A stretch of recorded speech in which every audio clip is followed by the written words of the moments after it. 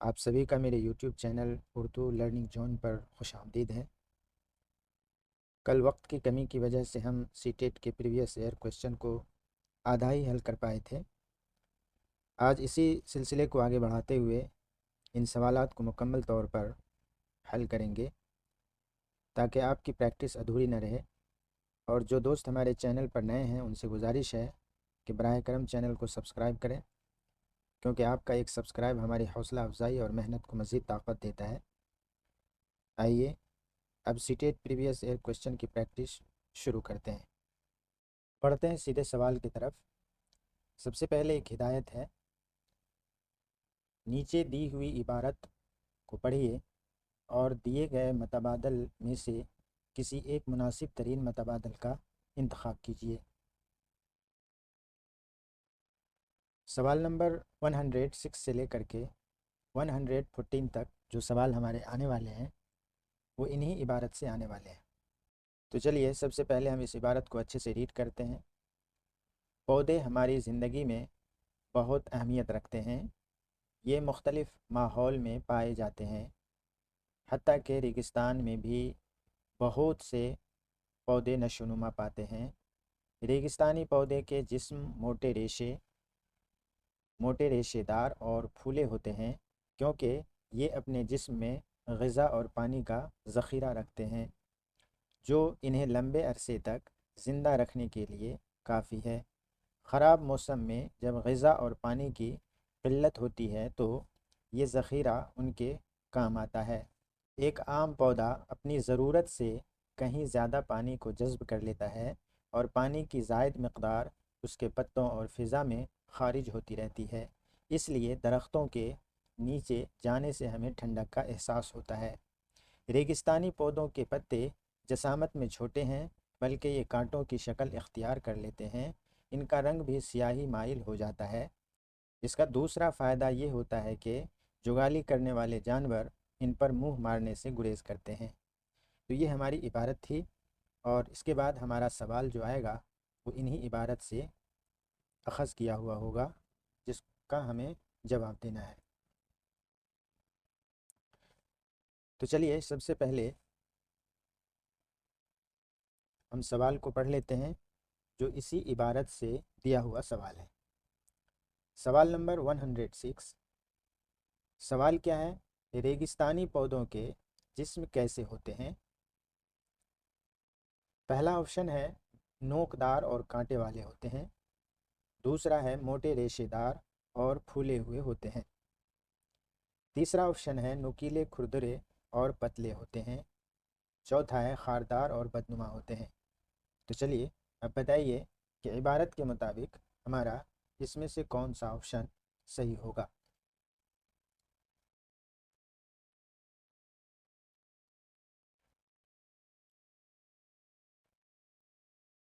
इसका सही आंसर हो जाएगा हमारा दूसरा, यानी मोटे रेशेदार और फूले हुए होते हैं।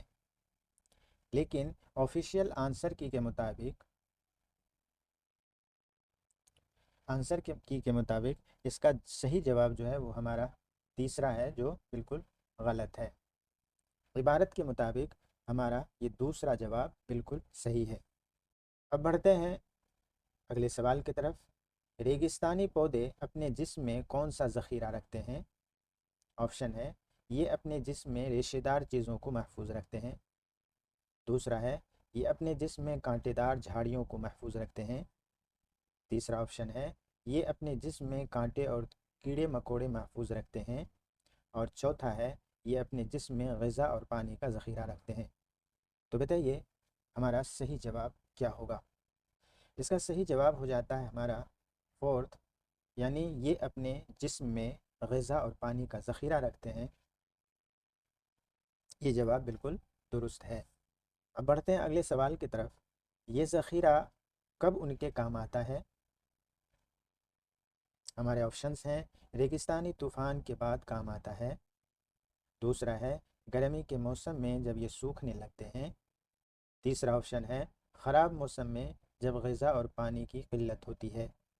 चौथा है गर्म हवा जब चलती है तब काम आता है। तो बताइए इसमें से हमारा कौन सा जवाब सही और दुरुस्त होगा। इसका सही जवाब जो है वो है तीसरा, यानी ख़राब मौसम में जब ग़िज़ा और पानी की किल्लत होती है। लेकिन ऑफिशियल आंसर की के मुताबिक इसका जवाब जो है दूसरा है, जो बिल्कुल गलत है। अब बढ़ते हैं अगले सवाल की तरफ। रेगिस्तानी पौधों के पत्ते जसामत में कैसे होते हैं? ऑप्शंस हैं हमारे, चौड़े होते हैं, दूसरा फैले हुए होते हैं, तीसरा छोटे होते हैं, या चौथा लंबे होते हैं। तो बताइए इसका सही आंसर क्या होगा? इसका सही जवाब और सही आंसर जो होगा वो होगा हमारा तीसरा, यानी छोटे होते हैं। लेकिन आंसर की के मुताबिक इसका जवाब दूसरा है, जो इबारत के बिल्कुल मुखालिफ है, और ये गलत है।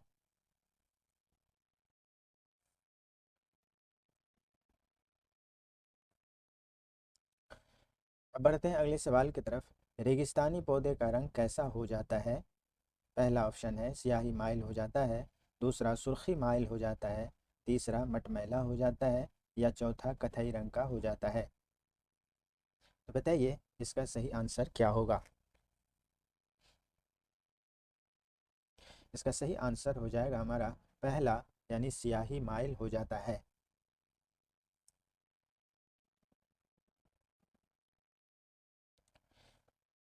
अगला सवाल है, दरख्तों के नीचे जाने से ठंडक का एहसास क्यों होता है? ऑप्शन है हमारे, पौधे में सूरज की रोशनी और हवा की ज़्यादती की वजह से, दूसरा है पौधे में पानी की ज़ायद मकदार और उसके पत्तों और फ़िज़ा में खारिज होते रहने की वजह से, तीसरा है पौधे में ज़्यादा पानी देने की वजह से, या चौथा पौधे में खाद और पानी देने की वजह से।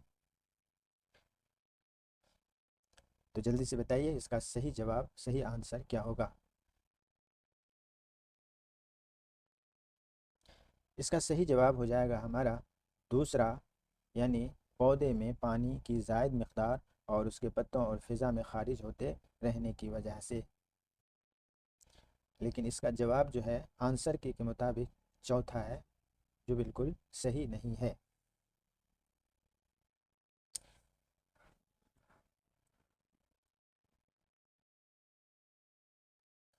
अब बढ़ते हैं अगले सवाल की तरफ। रेगिस्तान के पौधे का कांटों की शक्ल में होने की वजह से उन्हें क्या फ़ायदा होता है? पहला ऑप्शन है, जुगाली करने वाले जानवर इन पर मुंह मारने से गुरेज करते हैं, दूसरा है कोई भी उनको छेड़ता नहीं है, तीसरा है वो तूफ़ान से महफूज रहते हैं, चौथा है वो गर्म हवाओं से महफूज रहते हैं। तो बताइए इसका सही जवाब, सही आंसर हमारा क्या होगा?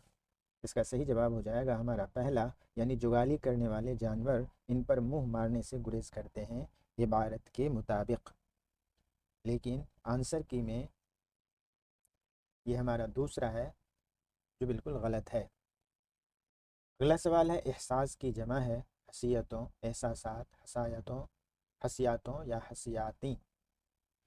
इसका सही जवाब हो जाएगा हमारा दूसरा, यानी एहसासात। अगला सवाल है, फ़ायदा का मुतज़ाद है मुज़िर, फैज़ान, नुकसान, फैज़िया। इसका सही जवाब हो जाएगा हमारा तीसरा, यानी नुकसान। अब बढ़ते हैं अगले सवाल की तरफ। यहाँ एक हिदायत है कि नीचे दिए हुए शेरी हिस्से को पढ़िए और दिए गए मतबादल में से किसी एक मुनासिब तरीन मतबादल का इंतखाब कीजिए। सवाल नंबर 115 से लेकर के 120 तक का सवाल इसी शेरी हिस्से से आएगा। लिहाजा इस शेरी हिस्से को अच्छे से रीड कीजिए और उसके मुताबिक सवाल को हल कीजिए। तो चलिए सबसे पहले हम इस शेरी हिस्से को अच्छे से रीड करते हैं और फिर जवाब ढूंढने की कोशिश करते हैं। सितारों से आगे जहां और भी हैं, अभी इश्क के इम्तहां और भी हैं। क़नाअत न कर आलिम रंगो बू पर, चमन और भी आशियाँ और भी हैं। अगर खो गया एक नशीमन तो क्या गम, मकामात आहु फुगां और भी हैं। इसी रोज़ व शब में उलझ कर न रह जा, कि तेरे ज़मा व मकां और भी हैं। अगला मिसरा है, तू शाही है परवाज है काम तेरा, तेरे सामने आसमां और भी हैं। ये हमारा शेरी हिस्सा है और अगला सवाल जो आने वाला है वो हमारा इसी से आने वाला है। तो इस शेरी हिस्से का सबसे पहला सवाल जो है हमारा वो है, शायर ने दूसरे मिसरे में किसके इम्तहान की बात कही है।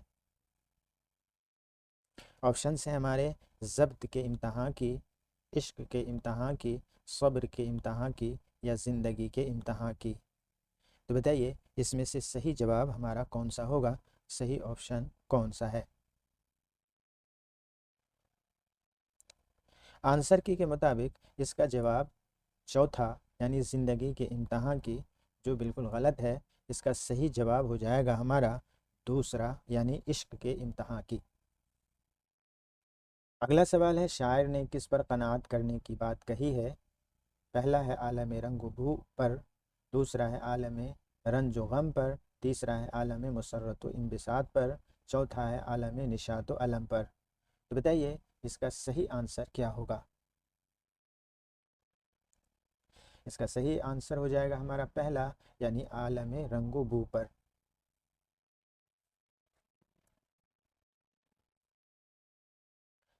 अगला सवाल है, शायर ने शाही के काम को कहा है, क्या कहा है। ऑप्शंस हैं हमारे, दूसरे परिंदों से लड़ना, दूसरा है तन्हाई में बैठना, तीसरा है परवाज़ करना, चौथा है पहाड़ों में रहना। आंसर की के मुताबिक हमारा ये दूसरा जवाब दिया गया है सही जवाब, लेकिन ये गलत है। हमारा सही जवाब हो जाएगा तीसरा यानी परवाज़ करना। अगला सवाल है, शायर किस में उलझ कर न रहने की बात कर रहा है। ऑप्शंस हैं, सुबह शाम में, रोज़ व शब में, रंज व गम में, दुख दर्द में। तो बताइए शेरी हिस्से के मुताबिक इसका सही जवाब हमारा सही ऑप्शन कौन सा होगा। इसका सही जवाब हो जाएगा हमारा दूसरा यानी रोज़ व शब में। अगला सवाल है, अगर खो गया एक डैश तो क्या गम। अशार के अंदर ये पूरा जुमला है और उस जुमले से एक लफ्ज़ को हटा दिया गया है, जो लफ्ज़ इन चारों ऑप्शंस में से एक ऑप्शन हमारा है। तो वो कौन सा ऑप्शन है बताइए।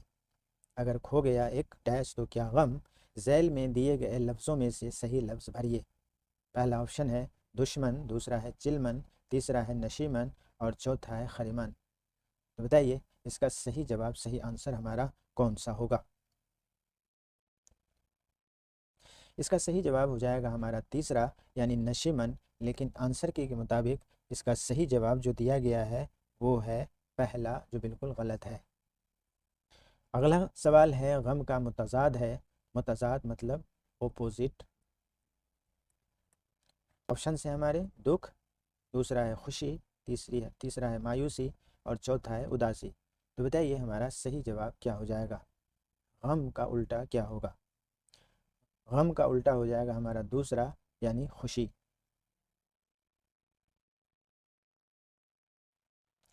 लेकिन ऑफिशियल आंसर के मुताबिक दिया हुआ है तीसरा, जो बिल्कुल गलत है।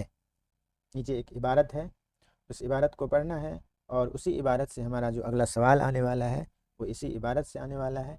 लिहाजा इस इबारत को हम अच्छे से रीड करेंगे और फिर हम इसी इबारत के मुताबिक जवाब देने की कोशिश करेंगे। हिदायत क्या है कि नीचे दी हुई इबारत को पढ़िए और दिए गए मतबादल में से किसी एक मुनासिब तरीन मतबादल का इंतखाब कीजिए। सवाल आने वाला है हमारा 121 से लेकर के 127 तक, इसी इबारत के मुताबिक हमारा सवाल आएगा। तो चलिए सबसे पहले हम इबारत को अच्छे से रीड करते हैं और फिर हम जवाब देने की कोशिश करेंगे। इबारत है, सतह ज़मीन जिस पर हम सब इंसान रहते हैं, इसके ऊपर फ़िज़ाई कुर्रे का मौसम काफ़ी हद तक ज़मीन पर वाक़ मौसम का ज़िम्मेदार होता है। सवाल को अच्छे से रीड करना है ताकि एक ही दफ़ा में आप बार बार सवाल को बार बार इबारत को देखने की ज़रूरत ना पड़े। हमारी फ़िज़ा में लगभग 80% नाइट्रोजन और 20% ऑक्सीजन पाई जाती है। गर्म और मरतूब हवा में इन चीज़ों का हिस्सा लगभग 4% हो जाता है। जो जो ज़मीन से ऊपर फ़िज़ा में जाइए, फ़िज़ाई दबाव और दर्ज हरारत हवा से कम होता जाएगा। याद रहे कि ज़मीन पर जो गर्मी मौजूद है वो सूरज की किरणों की बदौलत ज़मीन में ही जज्ब होकर फ़िज़ा में फैलती है, न कि सूरज की किरणों से बराह रास्त पैदा होती है। उम्मीद है कि आप लोगों ने भी इबारत को अच्छे से रीड कर लिया होगा। अब आते हैं इससे बने हुए लिए गए सवालात की तरफ। पहला सवाल जो है वो हमारा ये है कि ज़मीन पर वाक़े मौसम का काफ़ी हद तक किस कुर्रे का मौसम ज़िम्मेदार होता है?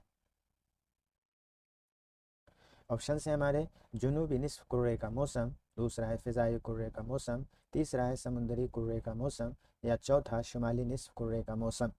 बताइए सही आंसर हमारा कौन सा है? इसका सही जवाब हो जाएगा हमारा दूसरा फ़िज़ाई कुर्रे का मौसम, लेकिन ऑफिशियल आंसर की के मुताबिक इसका जवाब जो है वो दिया गया है हमारा पहला, जो बिल्कुल गलत है। अब बढ़ते हैं अगले सवाल की तरफ। हमारी फ़िज़ा में नाइट्रोजन और ऑक्सीजन लगभग कितनी पाई जाती है?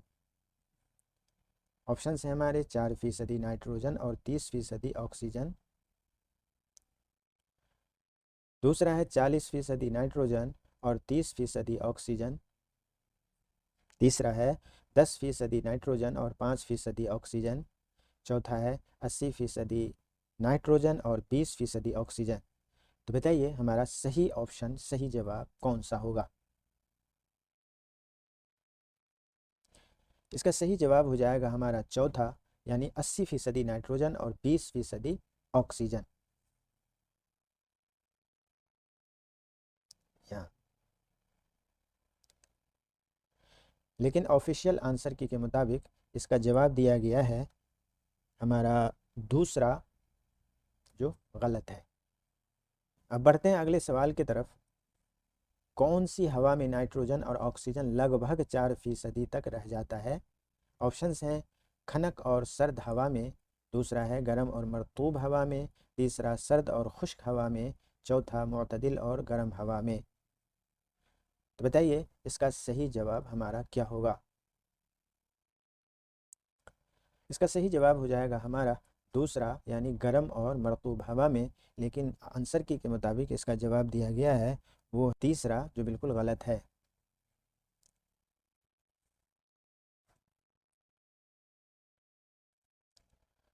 अगला सवाल है ज़मीन से ऊपर फ़िज़ा में जाने से क्या होता है? ऑप्शंस हैं दर्जे हरारत ज़्यादा होता जाएगा, दूसरा है हवाई दबाव ज़्यादा बढ़ जाएगा, तीसरा है हवा से ज़्यादा दर्जे हरारत बढ़ता जाएगा, चौथा है फ़िज़ाई दबाव और दर्जे हरारत हवा से कम होता जाएगा। बताइए इसका सही आंसर क्या होगा? इसका सही आंसर हो जाएगा हमारा चौथा, यानी फ़िज़ाई दबाव और दर्जे हरारत हवा से कम होता जाएगा। अगला सवाल है ज़मीन की गर्मी किसकी बदौलत ज़मीन में जज्ब होकर फ़िज़ा में फैलती है? पहला है सूरज के मदार पर घूमने की बदौलत, दूसरा है सूरज की किरणों की बदौलत, तीसरा है धूप की बदौलत, चौथा है गर्मी न होने की बदौलत। तो बताइए इसका सही जवाब हमारा क्या होगा? इसका सही जवाब हो जाएगा हमारा दूसरा, सूरज की किरणों की बदौलत, लेकिन आंसर की के मुताबिक इसका जवाब दिया गया है पहला, जो गलत है। अगला सवाल है फ़िज़ा की जमा है फ़ज़ायातीन, फ़ज़ायात, फ़िज़ाओं या फ़ज़ायातों। इसका सही जवाब हो जाएगा हमारा तीसरा, यानी फ़िज़ाओं। अगला सवाल है बराह रास्त का मुताजाद है सीधे तौर पर, बिलवास्ता, रास्त तौर पर, सिलसिले के तौर पर। बताइए इसका सही जवाब हो जाएगा हमारा दूसरा, यानी बिलवास्ता, लेकिन आंसर की के मुताबिक इसका सही जवाब दिया गया है हमारा पहला, जो बिल्कुल गलत है। अगले सवाल की तरफ पढ़ते हैं। हिदायत है कि नीचे दी हुई इबारत को पढ़िए और दिए गए मतबादल में से किसी एक मुनासिब तरीन मतबादल का इंतखाब कीजिए। सवाल जो आने वाला है हमारा वो है 128 से लेकर के 135 तक, और वो सवाल हमारा इस इबारत से लिया गया सवाल होगा और जवाब भी इसी इबारत में छुपा हुआ है। तो सबसे पहले हम इबारत को अच्छे से रीड करते हैं। आप लोग भी अच्छे से रीड कीजिए और जहन नशी कर लीजिए और फिर इस इबारत के मुताबिक जवाब देने की कोशिश कीजिए। इबारत है मगरमच्छ और इंसान की बहुत सी आदतें, बहुत सी खसूसियात एक दूसरे से मिलती जुलती हैं। उसके सूंघने और सुनने की सलाहियत बहुत तेज़ है। हिंदुस्तान में मीठे पानी का मगरमच्छ मुल्क के तकरीबन सभी इलाकों के चश्मों और दरियाओं और तालाबों में पाया जाता है। रेंगने वाले इस जानवर की खाल खुरदुरी होती है। उसकी लंबाई 4 मीटर बल्कि उससे भी ज़्यादा हो सकती है। बाज़ मगरमच्छों का वज़न तो 300 किलोग्राम तक होता है। छोटे मगरमच्छ छलांग लगाने में माहिर होते हैं। मछली उनकी खुराक का बहुत अहम हिस्सा है। उसके अलावा ये छोटे केकड़े और मेंढक भी खाते हैं। जब वो मज़ीद बड़ा हो जाता है तो जंगली सूअर और हिरन तक पकड़ लेता है। आप लोग भी अच्छे से रीड कर लिए होंगे इबारत को। अब पढ़ते हैं सवाल की तरफ, जो इसी इबारत से लिया गया सवाल है और जवाब उसी इबारत के मुताबिक देना है। सवाल नंबर 128, मगरमच्छ में क्या सलाहियत बहुत तेज़ होती है? ऑप्शन से हमारे कीड़े मकोड़े मार कर खाने की सलाहियत, दूसरा है सूंघने और सुनने की सलाहियत, तीसरा है छूने और देखने की सलाहियत, चौथा है ख़तरे और दुश्मन से बचने की सलाहियत। तो बताइए इसका सही आंसर हमारा कौन सा होगा? इसका सही आंसर हो जाएगा हमारा दूसरा, यानी सूंघने और सुनने की सलाहियत।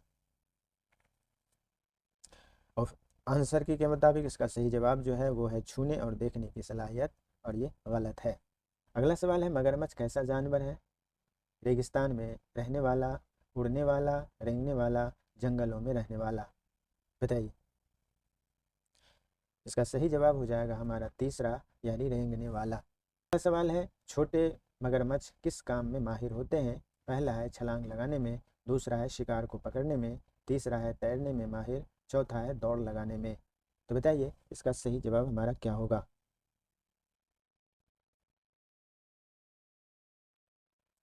इसका सही जवाब हो जाएगा हमारा पहला, यानी छलांग लगाने में। अगला सवाल है, मगरमच्छ की खुराक का अहम हिस्सा क्या है? पहला है कीड़े मकोड़े, दूसरा है मछली, तीसरा है मेंढक, चौथा है पेड़ पौधे। इसका सही जवाब हो जाएगा हमारा दूसरा, यानी मछली। आंसर के मुताबिक जवाब जो दिया गया है वो है कीड़े मकोड़े, और ये गलत है।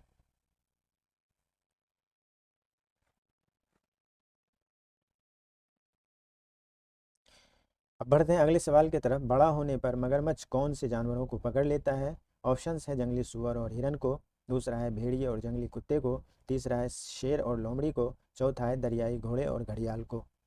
बताइए इसका सही जवाब हमारा क्या होगा? इसका सही जवाब हो जाएगा हमारा पहला, यानी जंगली सुअर और हिरन को।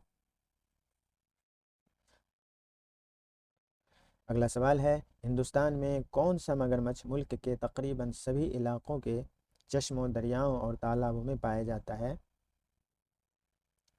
ऑप्शंस हैं गंदे पानी का मगरमच्छ, दूसरा है मीठे पानी का मगरमच्छ, तीसरा है खारे पानी का मगरमच्छ, चौथा है गदले पानी का मगरमच्छ।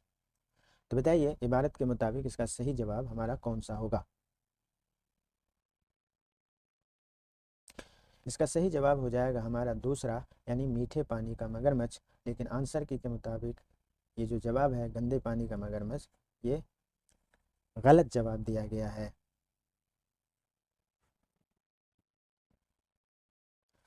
अगला सवाल है, खसूसियत की जमा है खासियातीन, खसूसों, खसूसियात, खसलतों। तो बताइए इसका सही जवाब क्या होगा? इसका तीसरा जवाब बिल्कुल सही है, लेकिन ये गलत है जो ऑफिशियल आंसर की के मुताबिक है। अब बढ़ते हैं अगले सवाल की तरफ। मीठा का मतजाद है तीखा, खट्टा, तुर्श या फीका। इसका सही जवाब हो जाएगा हमारा पहला, यानी तीखा। लेकिन आंसर की के मुताबिक ये दूसरा जवाब हमारा दिया हुआ है, जो दुरुस्त नहीं है। अब बढ़ते हैं अगले सवाल की तरफ। अगला सवाल जो है हमारा आने वाला है 136 से लेकर के 150 तक। सवाल है हमारे, नए आमोजगारों के लिए सबक का मंसूबा बनाने के दौरान उस्ताद ने कुल जिस्मानी रद्द-ए-अमल यानी TPR के तरीक़े पर तवज्जो देने का फ़ैसला किया। सबक में कुल जिस्मानी रद्द-ए-अमल यानी TPR की शमूलियत के लिए उस्ताद को दर्ज झेल में से किस पर अमल करना चाहिए? ऑप्शंस हैं हमारे, पहला ऑप्शन जो है वो है सरगर्मियों को एक तरफ रखना चाहिए और सवाल पूछना चाहिए और रद्द अमल के लिए उन्हें तरगीब देनी चाहिए। दूसरा है क्लास में कुछ बदनी सरगर्मियों की शमूलियत को यकीनी बनाना चाहिए। तीसरा है इन सरगर्मियों को जारी रखना चाहिए जो उन्हें अपनी नशिस्तों पर बैठे रहने और जोड़ों या ग्रुप में काम करने में मुआविन हो सकें। चौथा है क्लास में कुछ सुनने की सरगर्मियों की शमूलियत को यकीनी बनाना चाहिए। तो बताइए हमारा सही जवाब कौन सा होगा? इसका सही जवाब हो जाएगा हमारा चौथा, यानी क्लास में कुछ सुनने की सरगर्मियों की शमूलियत को यकीनी बनाना चाहिए।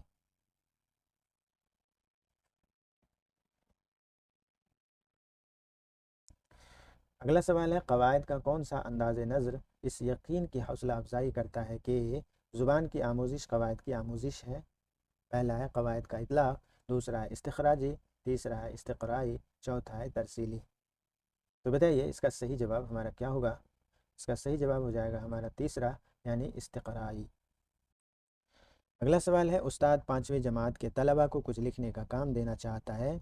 उस्ताद को सबसे ज़्यादा तवज्जो किस पर देनी चाहिए? ऑप्शन है हमारे आमोज़गार की खुशखत तहरीर पर, दूसरा है मवाद की सेहत पर, तीसरा है मवाद की रवानी पर, चौथा है सेहत और रवानी दोनों पर। तो बताइए इसका सही आंसर, सही जवाब कौन सा होगा? इसका सही जवाब हो जाएगा हमारा दूसरा, यानी मवाद की सेहत पर। अगला सवाल है, ऊपर से नीचे का मतलब है मजमूई माना मालूम करना। नीचे से ऊपर का क्या मतलब होगा? ऑप्शंस हैं मुख्तसर जवाब वाले सवाल पूछने पर तवज्जो देना, दूसरा है मतन और ख़यालात की तलख़ीस पर तवज्जो देना, तीसरा है माक़बल क़िराअत पर तवज्जो देना, चौथा है मतन के अल्फाज और जुमलों पर तवज्जो देना। तो बताइए इसका सही जवाब हमारा कौन सा होगा? इसका सही जवाब हो जाएगा हमारा तीसरा, यानी माक़बल क़िराअत पर तवज्जो देना। अगला सवाल है, दर्ज झैल में कौन ज़ुबान के उस्ताद की बुनियादी ज़िम्मेदारी है? कौन ज़ुबान के उस्ताद की बुनियादी ज़िम्मेदारी है? ऑप्शंस हैं आमोज़गारों की तदरीस, दूसरा है आमोज़गारों की तरसीली ज़रूरतों को निशान ज़द करना, तीसरा है तदरीस के लिए मुनासिब व मौजू मवाद का इंतखाब करना, चौथा है आमोज़गारों का मुख्तलिफ़ क्लास में ग्रुप बनाना। तो बताइए इसका सही जवाब, सही आंसर हमारा कौन सा होगा? इसका सही आंसर हो जाएगा हमारा पहला, यानी आमोज़गारों की तदरीस। अगला सवाल है, एक छोटा बच्चा किताब उठाता है, उसे ऊपर उठाकर सफ़हात पलटने लगता है, इसमें शामिल है, क्या शामिल है? हल की नई महारतें, दूसरा है ख़वानदगी की नई महारतें, तीसरा है नई दरसियात, चौथा है नए अनासिर। तो बताइए इसका सही जवाब हमारा क्या होगा? इसका सही जवाब हो जाएगा हमारा दूसरा, यानी ख़वानदगी की नई महारतें। अगला सवाल है, और इस सवाल में एक दावा है जो अलिफ़ के ज़ुमरे में है और दूसरा दलील है जो बा के ज़ुमरे में है। दावा क्या है? आमोज़गार ज़ुबानों का इक्तिसाब करते हैं क्योंकि वो जीनियाती तौर पर ऐसा करने की सलाहियत रखते हैं और इसमें माहौल का कोई रोल नहीं होता। दलील क्या है? आमोज़गार मुर्तकिज़ क्लास रूम का माहौल ज़ुबान के इक्तिसाब में काफ़ी मुअस्सर होता है। तो दर्ज झैल मतबादिल में से मौजू तरीन का इंतखाब कीजिए। हमारे पास 4 ऑप्शन हैं और चारों ऑप्शन में से कौन सा ऑप्शन सही है वो जवाब देना है। पहला है अलिफ़ गलत है लेकिन बा सही है, दूसरा है अलिफ़ और बा दोनों सही हैं और बा अलिफ़ की सही तौज़ीह है, तीसरा है अलिफ़ और बा दोनों सही हैं लेकिन बा अलिफ़ की सही तौज़ीह नहीं है, चौथा है अलिफ़ सही है लेकिन बा गलत है। तो बताइए इसका सही जवाब हमारा कौन सा होगा? इसका सही जवाब हो जाएगा हमारा दूसरा, यानी अलिफ़ और बा दोनों सही हैं और बा अलिफ़ की सही तौज़ीह है। अगला सवाल है, पढ़ने की तदरीस का वो तरीक़ा जो मखसूस सियाक़ में अल्फाज के माना समझने पर ज़ोर देता है, डैश है। ऑप्शन है साख्तियाती तरीक़ा, दूसरा है तरसीली तरीक़ा, तीसरा है नीचे से ऊपर का तरीक़ा, चौथा है कुल ज़ुबान का तरीक़ा। तो बताइए इसका सही आंसर हमारा कौन सा होगा? इसका सही जवाब जो होगा वो होगा हमारा चौथा, यानी कुल ज़ुबान का तरीक़ा। अगला सवाल है, ज़ुबान के बारे में सोचने और बात करने की सलाहियत है। ऑप्शन माबाद लिसानी सलाहियतें, दूसरा सौतियाती आगाही, तीसरा माहिर बोलने वाला, चौथा नई ख़वानदगी। तो बताइए इसका सही जवाब क्या हो जाएगा? इसका सही जवाब हो जाएगा हमारा दूसरा, यानी सौतियाती आगाही। अगला सवाल है, एक माँ दूसरी जमात के उस्ताद से कहती है कि इसका लड़का बाज़ औक़ात ऐसी बातें करता है कि उसने इससे कबल किसी बालिग को या उसके भाई बहनों को ऐसे बोलते हुए नहीं सुना है। ये कैसे मुमकिन हुआ? दरझैल में से कौन इस सवाल का सबसे मौजू जवाब है?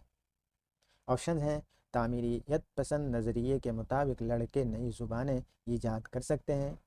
दूसरा है, बच्चे सिर्फ बड़े लोगों की नकल करके ज़ुबान सीखते हैं।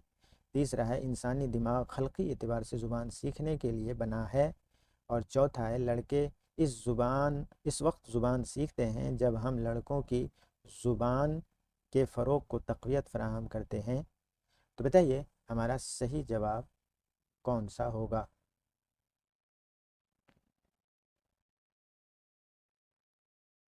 इसका सही जवाब हो जाएगा हमारा तीसरा, यानी इंसानी दिमाग खल्क़ी एतबार से ज़ुबान सीखने के लिए बना है।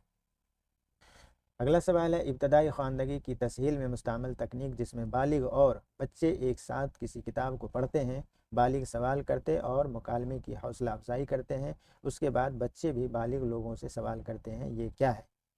ऑप्शंस हैं, कहानी सुनाना, दूसरा है मिसाली क़िरात, तीसरा है मुश्तरका क़िरात या चौथा है मुकालमाती क़िरात। तो बताइए इसका सही ऑप्शन, सही जवाब क्या होगा? इसका सही जवाब हो जाएगा हमारा तीसरा, यानी मुश्तरका क़िरात। अब बढ़ते हैं अगले सवाल की तरफ। उस्ताद ज़ुबान के आमोज़गारों की सुनने की महारत को फ़रोग़ दे सकता है। ऑप्शंस हैं, जो भी वो खामोशी से सुन रहे हों उन्हें वो सुनने देना। दूसरा है, क्लासरूम के अंदर और बाहर आमोज़गारों के साथ मुस्तकिल बातचीत करके। तीसरा है, ज़ुबान की दूसरी महारतों के अलावा सिर्फ सुनने की महारतों पर तवज्जो मरकूज़ करके। चौथा है, आमोज़गारों के लिए ऐसे मौक़े फ़राहम करके जहाँ वो मुख्तलिफ़ माख़ज़ और लोगों को सुन सकें और सुनने की सरगर्मियों में शामिल हों। तो बताइए हमारा सही जवाब इनमें से कौन सा होगा? हमारे पास 4 ऑप्शन हैं और चारों ऑप्शन में से एक सही जवाब है। तो बताइए वो कौन सा जवाब सही है?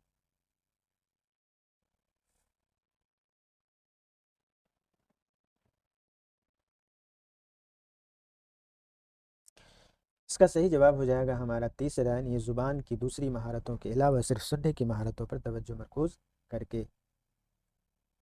अगला सवाल है, दावा और दलील से मुताल्लिक़।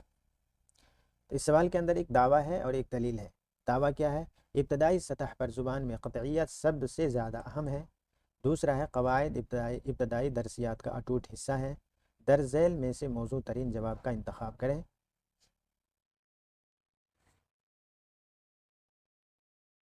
ऑप्शन से हमारे अलिफ गलत है लेकिन बा सही है। दूसरा है, अलिफ और बा दोनों सही हैं और बा अलिफ की सही तौज़ी है। तीसरा है, अलिफ और बा दोनों सही हैं लेकिन बा अलिफ की सही तौज़ी नहीं है। चौथा है, अलिफ सही है लेकिन बा गलत है।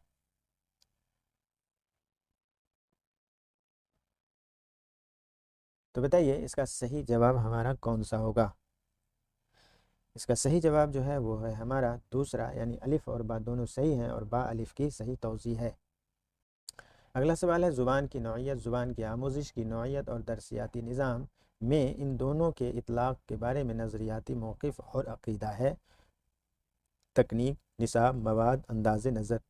तो बताइए सही जवाब कौन सा होगा? इसका सही जवाब हो जाएगा हमारा पहला, यानी तकनीक। अगला सवाल है, तश्कील तअय्युन क़दर है। ऑप्शंस हैं, तब्दीली नहीं हो सकती है।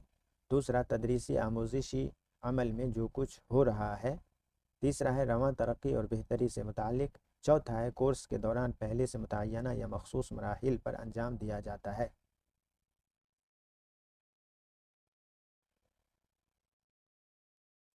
तो बताइए इसका सही आंसर क्या होगा? आंसर के मुताबिक इसका सही आंसर जो है वो है हमारा तीसरा, यानी रवां तरक्की और बेहतरी से मुताल्लिक़। तो दोस्तों आज की प्रैक्टिस यहाँ मुकम्मल होती है। अगर ये वीडियो आपके लिए मुफीद रही हो और आप इसी तरह सीटेट के प्रीवियस ईयर क्वेश्चन की बाकायदगी से प्रैक्टिस करना चाहते हो तो बराह करम हमारे चैनल उर्दू लर्निंग जोन को सब्सक्राइब करें, वीडियो को लाइक करें और अपने दोस्तों के साथ शेयर करें ताकि वो भी दुरुस्त तरीके से तैयारी कर सकें। अगली वीडियो में फिर मुलाकात होगी, तब तक प्रैक्टिस जारी रखें। अल्लाह हाफिज़।